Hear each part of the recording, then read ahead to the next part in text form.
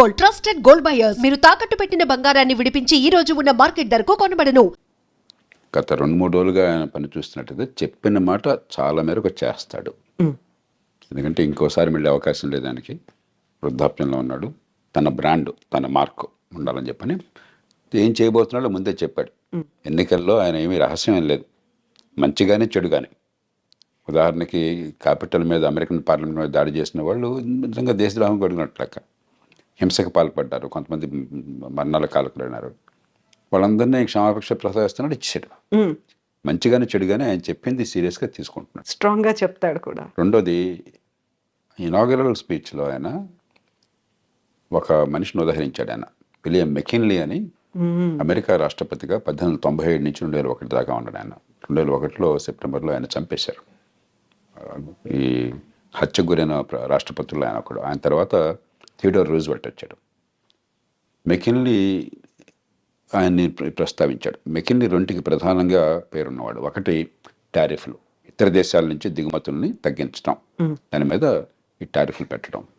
రెండు, దేశ విస్తరణ కాంక్ష. అమెరికా చివరిసారిగా విస్తరణ చేసింది మెకిన్లీ సమయంలో. స్పానిష్ వార్ అని చెప్పని 1898లో ఆ వార్లో గెలిచిన తర్వాత ఈవేళ ప్యూర్టోరికో ఆ రకంగా స్పెయిన్ నుంచి వచ్చింది. ఈవేళ క్యూబాని విడుదల చేశారు. అమెరికానే దానికి మోక్షం కలిగించి స్వతంత్ర దేశంగా చేసింది. అట్లాగే ఆయన కాలంలోనే ఈ హవాయి రాష్ట్రం అది అమెరికాలో కలిపేసుకున్నారు. ఫిలిప్పీన్స్ స్పానిష్ వార్లో స్పానిష్ కాలనీ, అది అమెరికా చేతుల్లోకి వచ్చిన తర్వాత స్వతంత్ర దేశంగా అయింది. కాబట్టి ఆయన పనామా కెనాల్ గురించి కానీ మరోదాని గురించి కానీ మాట్లాడుతుంటే చాలా సీరియస్గా తీసుకోవాలి. ఎందుకంటే ఆ మెకిన్లీ ప్రభావం ఏమైందని ఆయన స్పష్టంగా చెప్తున్నాడు. మూడోది, ట్రంప్లో ఏమిటంటే ట్రాన్సాక్షనల్ మ్యాన్, పెద్ద సిద్ధాంతాలు అలాంటివి ఏమి పెద్దగా ఉండవు ఆయనకి. ఆ సందర్భాన్ని బట్టి ఏది లాభం అనుకుంటే తన దేశానికి, తను నమ్మిన లక్ష్యాలకి, దానికి ఆయన సిద్ధం. అప్పటికప్పుడు నిర్ణయాలు ఉంటాయి. డీల్ మేకింగ్ ఆయన ఎప్పుడు కూడా గర్వంగా చెప్తుంటాడు, నేను డీల్స్ బాగా చేస్తాను, ఒప్పందం చేసుకుంటాను, వాడికి కావాల్సింది ఇస్తాను, నాకు కావాల్సింది తీసుకుంటానని చెప్పని. కాబట్టి ఉడుపుగా ఆయనతో ఫైట్ చేయాలి. అంతే తప్ప సిద్ధాంతం ప్రకారం ట్రంప్తో ఫైట్ చేస్తే సిద్ధాంతం ఆయనకు లేనప్పుడు ఉపయోగం లేదు. అంచేత ఈ 4 ఏళ్ల కాలం ప్రపంచం అంతా కూడా ఆ ప్రభుత్వం అక్కడ ప్రజల మనస్తత్వాన్ని గుర్తించి, ముఖ్యంగా భారతదేశం లాంటి దేశం చాలా లాఘవంగా మన ప్రజలను కాపాడుకుంటూనే మరి అవతల వాళ్ళ ఎక్కడ గట్టిగా ఉన్నారో గమనించి మన అవసరం మేరకు ఇచ్చిపుచ్చుకునే ధోరణి ఉండాలి. సో ఇప్పుడు జన్మతః వచ్చే పౌరసత్వాన్ని రద్దు చేశాము అన్న తర్వాత అక్కడున్న వాళ్ళకి లాభమా, మనకి నష్టం జరుగుతోందా? ఎలా ఉంది సార్ పరిస్థితి అనేది? మొట్టమొదటిది, ఇది రాజ్యాంగ రీత్యా సాధ్యం కాదు. అమెరికన్ రాజ్యాంగంలోనే అమెరికా గడ్డ మీద పుట్టిన వాళ్ళకి పుట్టుకతో పౌరసత్వం వస్తుందని చెప్పి రాసుకున్నారు. పుట్టుకతో పౌరసత్వం వస్తే అతను తీసేయడానికి లేదు ఆ పౌరసత్వాన్ని. రెండోది, పుట్టుకతో పౌరసత్వం ఉన్న వాళ్ళకి కొన్ని పదవులకు అర్హులు. ఉదాహరణకు అమెరికన్ రాష్ట్రపతి, ఉపరాష్ట్రపతి లాంటి వాళ్ళు పుట్టుకతో పౌరసత్వం ఉన్న వాళ్ళు మాత్రమే అర్హులు. మిగతా పౌరులు, ఇతర దేశాల నుంచి పోయిన వాళ్ళు పౌరులుగా ఉంటే అర్హులు కాదు. అలా పెట్టుకున్నారు వాళ్ళు. కాబట్టి అది సాధ్యం కాదు. కానీ ఆయన ఎందుకు చేశాడంటే ఆయన 2 కారణాలుగా, ఒక బలమైన సంకేతాన్ని ఇవ్వాలి, అక్రమ వలసదారులకి వ్యతిరేకము, నేను క్షమించను అని చెప్పడానికి. రెండోది, ఇది ఖచ్చితంగా సుప్రీంకోర్టు దాకా పోతుంది. అమెరికాలో తుమ్మిన దగ్గర సుప్రీంకోర్టు దాకా వెళుతుంది. ఎందుకంటే అది లిటిగేటియస్ సొసైటీ. ప్రతిదానికి ఒక కోర్టుల వివాదాలు, దావాలు, ఆ దేశ సాంప్రదాయంలో భాగం అది, ఆ దేశం జన్యువుల్లో భాగం అది. సుప్రీంకోర్టుకి వెళుతుంది. 199 పాళ్ళు సక్రమంగా ఆ దేశంలోకి చట్టబద్ధంగా ప్రవేశించిన వాళ్ళు సంతానం కనుక అయినట్టయితే దాని పౌరసత్వాన్ని సుప్రీంకోర్టు కాదనలేదు. కానీ అక్రమంగా ప్రవేశించిన వాళ్ళైతే, అన్డాక్యుమెంటెడ్ ఇమిగ్రెంట్స్ అంటాం, వాళ్ళకి ఇప్పుడు వాళ్ళ పిల్లలకి పుట్టుకతో పౌరసత్వం ఇవ్వవద్దన్న విషయంలో బహుశా సుప్రీంకోర్టు మరి ఇంకొక స్టాండ్ తీసుకోవచ్చు. కాబట్టి భారతీయ సంతతి వాళ్ళకి నేను అనుకోవటం, మన వాళ్ళు 195 మంది భారతదేశం నుంచి వెళ్ళిన వాళ్ళు అమెరికాకి, నైపుణ్యము, విద్య ఉన్నవాళ్ళు, డాక్యుమెంటెడ్ ఇమిగ్రెంట్స్ అంటే వీసాలు వగేరా పొంది చట్టబద్ధంగా వెళ్ళిన వాళ్ళు. కాబట్టి వాళ్ళకి ఇబ్బంది ఉండకపోవచ్చు. కానీ అన్డాక్యుమెంటెడ్ ఇమిగ్రెంట్స్ పిల్లలకు మాత్రం ఆ పౌరసత్వం ఉంటుందా లేదని సుప్రీంకోర్టు చేతిలో ఆధారపడి ఉంటుంది. ఇక రాజ్యాంగాన్ని మార్చడం అమెరికాలో దాదాపు అసాధ్యం.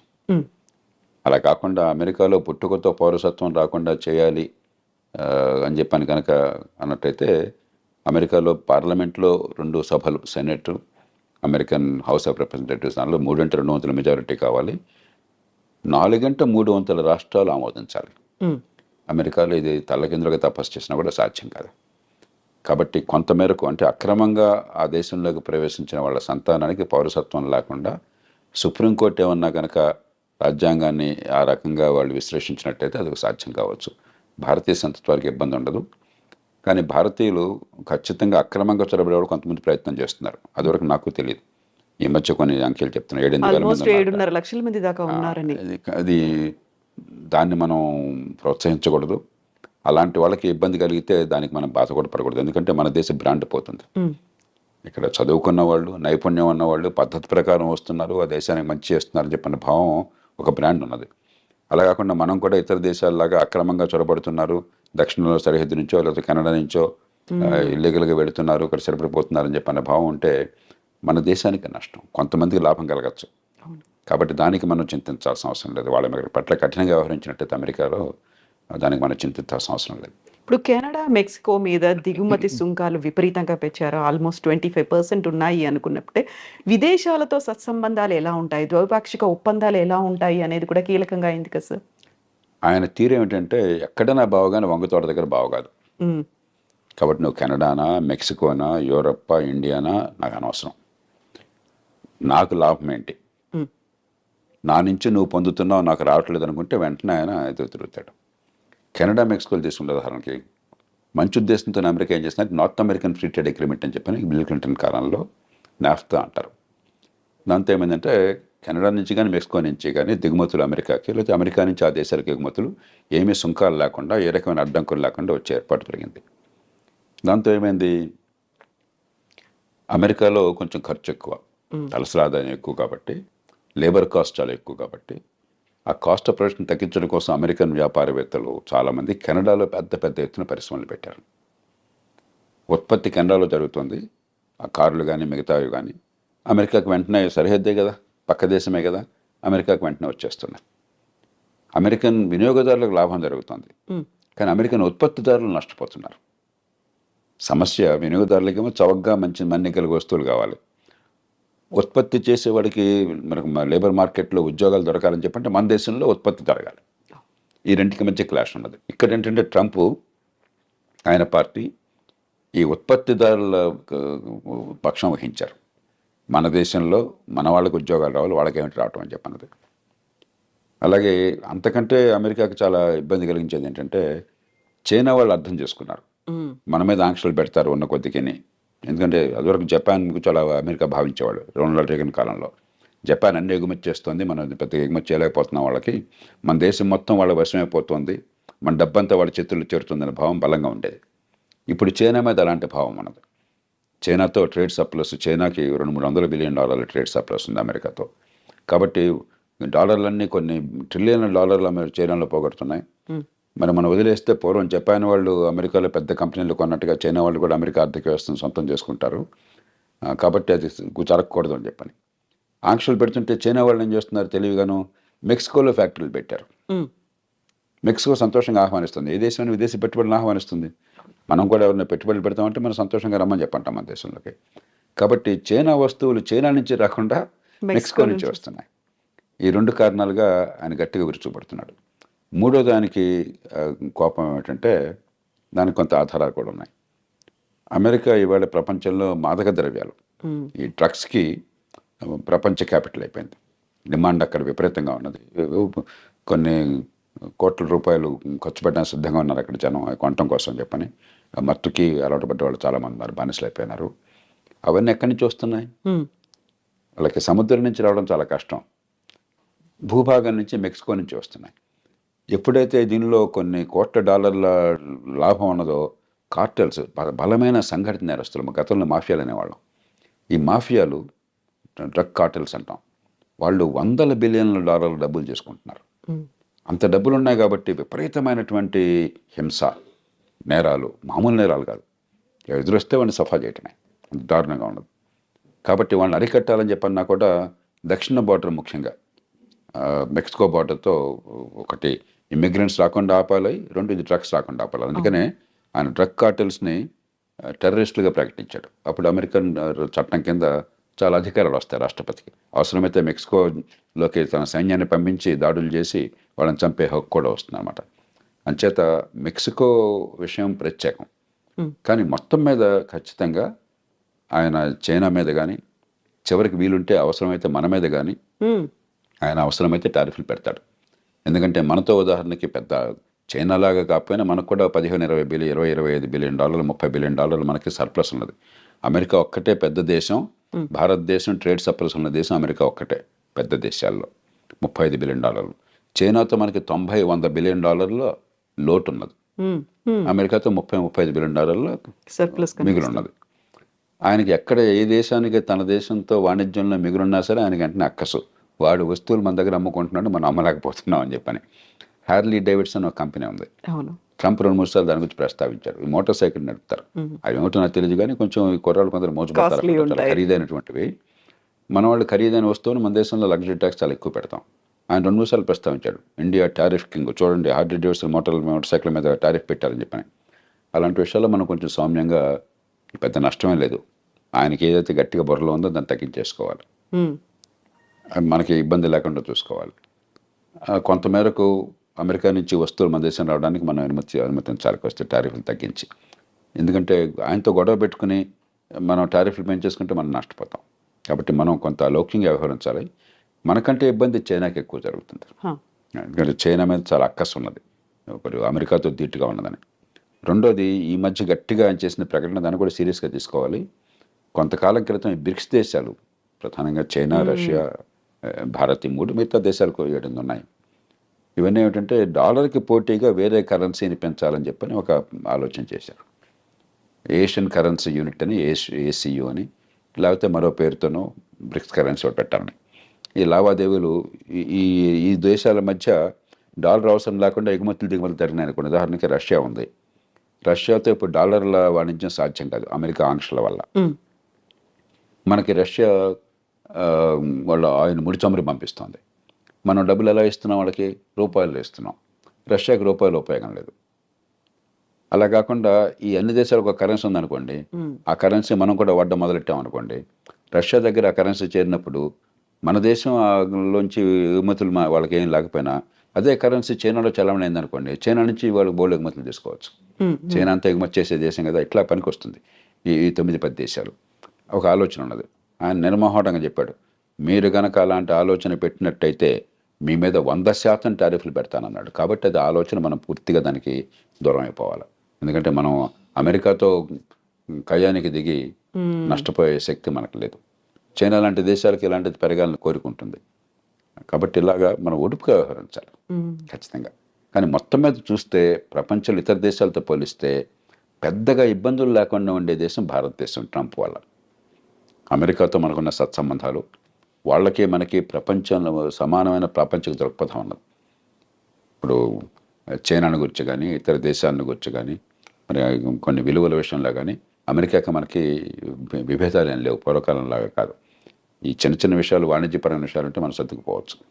కాబట్టి రెండోది, మనం అంటే చాలా సద్భావం ఉంది అతనికి, వివిధ కారణాల వల్ల అందులో మోదీ అంటే కూడా, అలాగే మోదీ అంటాం కూడా. అలాగే అమెరికా బయట, అమెరికాలో కూడా లేనంత ప్రజాదరణ భారతదేశంలో ఉంది ట్రంప్ అంటే.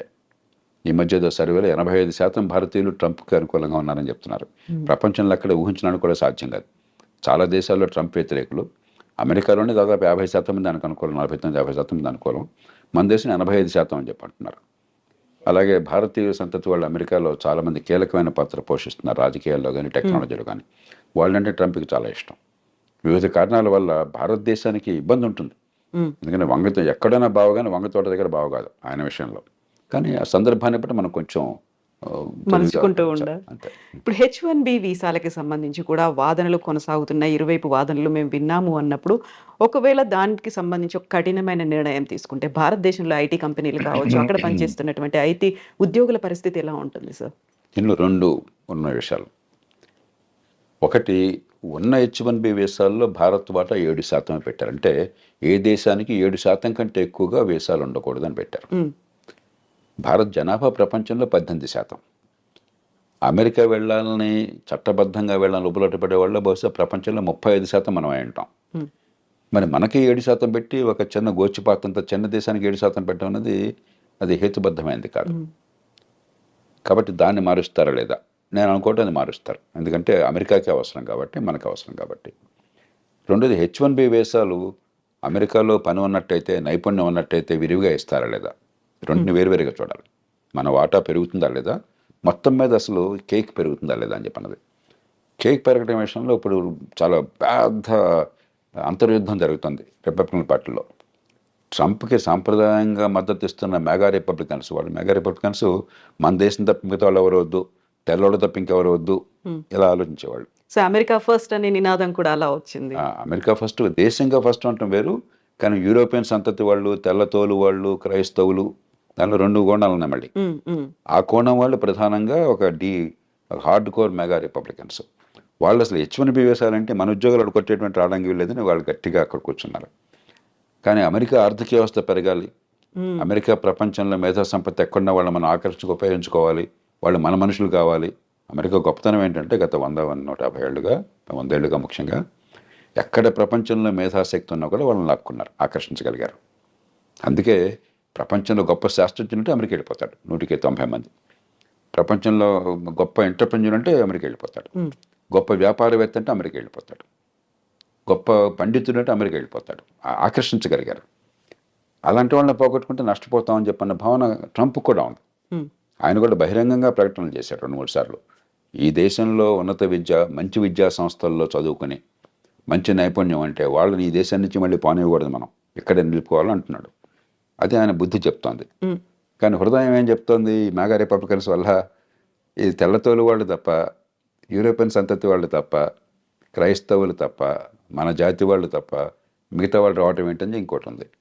ఏది నెగ్గుతుంది అనేది ఇప్పుడు చివరికి ఆయన నిర్ణయం. అది ఏది పై చేయి సాధిస్తుంది, ఎందుకంటే ఇప్పుడు చెప్పలేము. ఎందుకంటే వ్యాపారవేత్తలు, టెక్నాలజీ వాళ్ళందరూ కూడా H1B వీసాలు సమర్థులకు విరివిగా ఇవ్వాలని చెప్పని, ఈ మెగా రిపబ్లికన్స్ అలా ఇవ్వడానికి వీలు లేదని చెప్పని చేత ఒకటేమో మన వాటా పెరుగుతుందా లేదా, బహుశా నేను అనుకుంటే మన వాటా పెరుగుతుంది, అది అమెరికన్ అవసరాల కోసం అని చెప్పని. కానీ మొత్తం మీద కేక్ పెరుగుతుందా లేదా అని చెప్పన్నది పెద్ద సిద్ధాంతపరమైన చర్చ తీవ్రంగా జరుగుతుంది అమెరికాలో. సో ఇప్పటికిప్పుడు అయితే ఆ భారతదేశానికి లాభమా నష్టమా, ట్రంప్ ఎలా ఉంటాడు అనేది అయితే అంచనా వేయడానికి లేదు కదా సార్. పెద్ద నష్టం మనకు ఉండదు, ముందు భయపడకూడదు. ఎందుకంటే ప్రపంచంలో ఏ దేశానికి లేని సౌలభ్యం మనకున్నది. మొత్తం మీద ఎంతో కొంత ట్రంప్ లాంటి వాడు కొత్త ఆలోచనలతో, కొన్ని సందర్భాల్లో రాడికల్ ఆలోచనలతో, విధానాలతో వచ్చినప్పుడు కొంత ఒడిదుడుకులు ఉంటాయి. ఆ ఒడిదుడుకులను పక్కన పెట్టేస్తే మొత్తం మీద పెద్దగా ఇబ్బందికి ఏమాత్రం కలగని దేశం, పెద్ద దేశం భారతదేశం. కాబట్టి మనం దాన్ని ఎలా ఉపయోగించుకొని ఆలోచించాలి, కానీ అయ్యో కంపెనీకి పోతుందన్న భయాందోళనకు గురవలసిన అవసరం లేదు.